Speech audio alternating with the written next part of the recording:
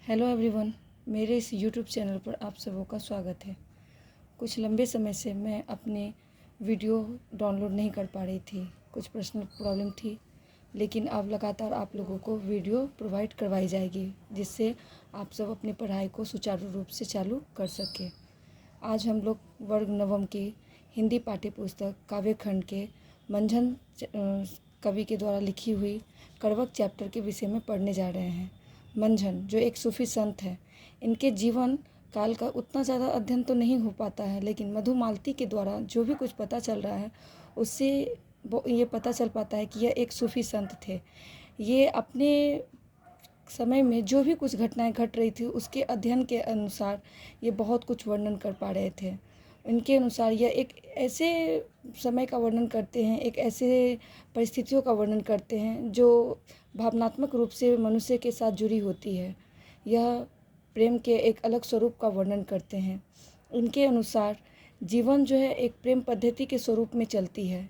इसमें सबसे महत्वपूर्ण विश्वास होता है। आस्था, विश्वास ये हमें एक भक्ति के रूप में भी और एक संपर्क के रूप में भी जोड़े रखती है।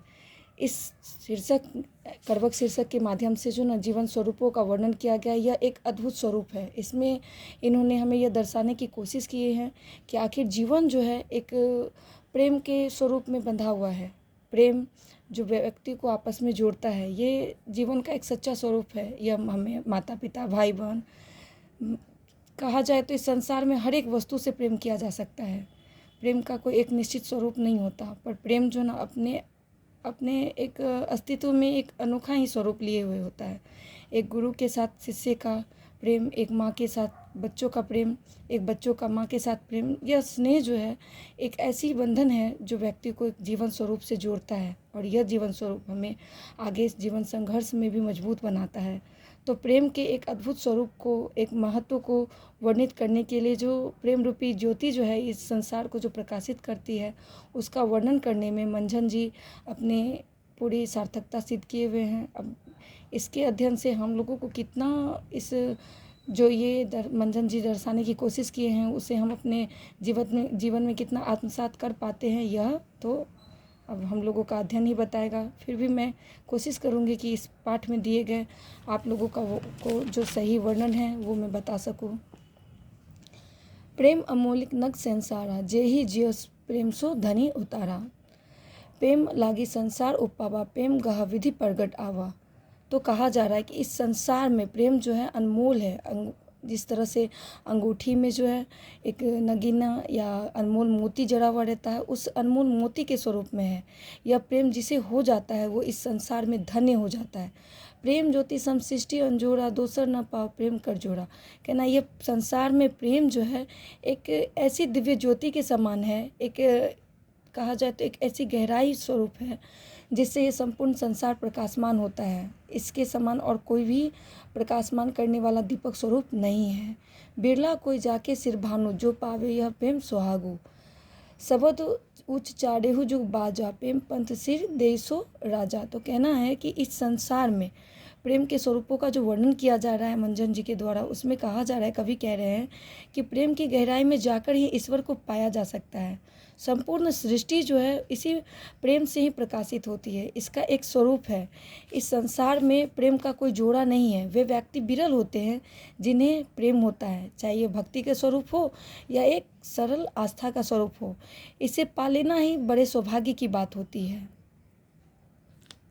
तो कहा जा रहा है शब्द उच्च चारेहु जुग बाजा, प्रेम पंथ सिर दोई सो राजा। तो चारों युग में यह शब्द बड़ी ऊंची स्वर में सुनाई दिया। जो इस रास्ते में अपना मन लगा देता है ना, प्रेम के मार्ग में जो अपने आप को समर्पित कर देता है, वह राजा हो जाता है। प्रेम हाट चौदिसी है, पसरी गे बानिजो ले जोई, लाहा ओ फल गाहक जनी डहकावे कोई। तो कहा यह जा रहा है कि प्रेम चारों दिशाओं का बाजार है। जो व्यापारी इसे प्राप्त करना चाहते हैं वो इसे भ्रमित ना करे।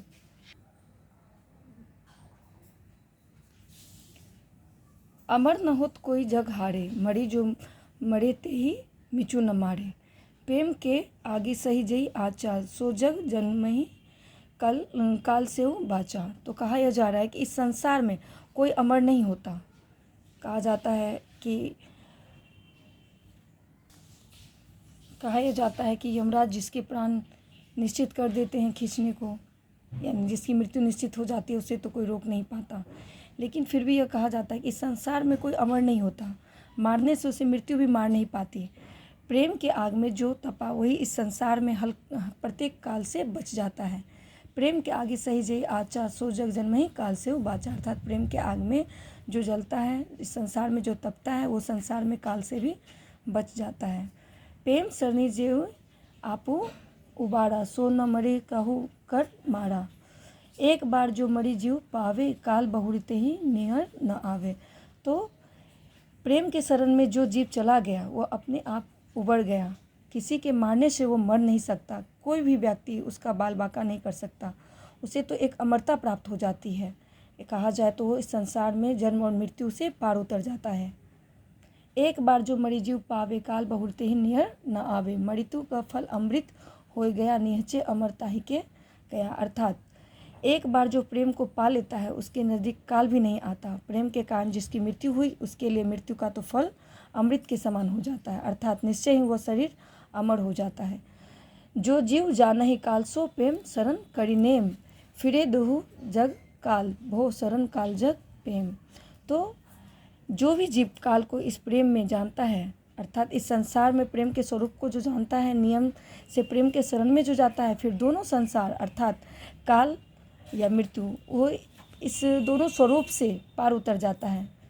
सभी से प्रेम उसे हो जाता है और इस सांसारिक मोह माया उसका कुछ बिगाड़ नहीं पाती।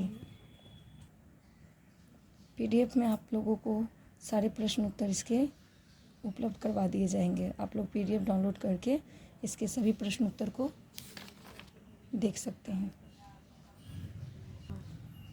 धन्यवाद।